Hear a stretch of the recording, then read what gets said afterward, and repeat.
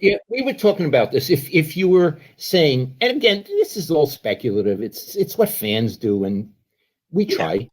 Yeah. So if I thought, okay, there are three options for who is the Niners' most indispensable player. One would be George Kittle, and look, when they didn't have him, Mhm. they suffered. By the way, I don't include Garoppolo in this group Mm-mm. of three. The Mm-mm. other is whoever the left tackle is going to be.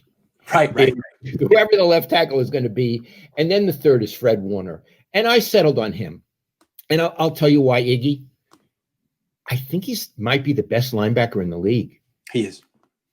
He can cover receivers. He can stop the run. He's fast. He covers receivers. And everything I understand about him, he's brilliant. That He is. he is like almost at the level of Salah, understanding all the permutations of a play. And Iggy, does he call the plays? He calls the plays. He gets the call. He relays it, and then when the offense does all the shifting, he makes all the checks and make sure that everyone is lined up correctly. So he is a wonderful combination of a great player and a great thinker. And there's also that kid Bosa who missed the season but was extremely dominant as a rookie. He was terrific. Yes. Okay. I would include him in the conversation. He's in the conversation. Yeah, but for right now, I'm saying Fred Warner. Where are you? Yeah, I've been thinking about this too, and I was gonna say George Kittle because he's such a good blocker and he can do everything. He's one of the best players in the league. But the more I think about it, the more I really feel like there is no indispensable player on a football team. The concept doesn't exist.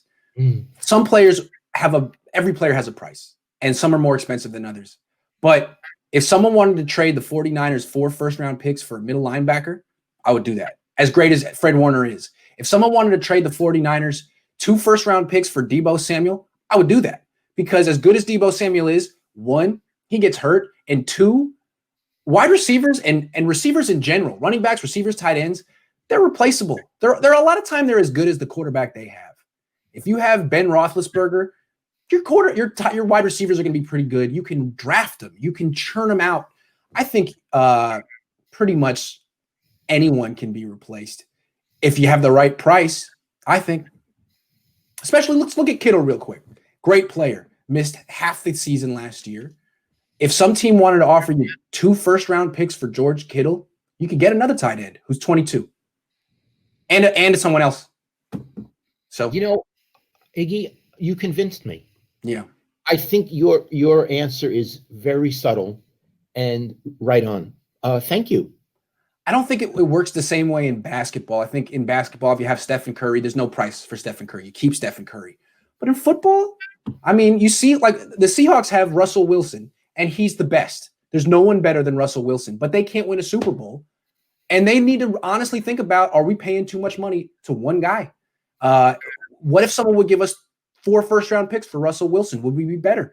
They got to do that math. That maybe they would be, depending on who they draft. So it's an interesting league. And I think the Niners, there's no one, definitely not Jimmy.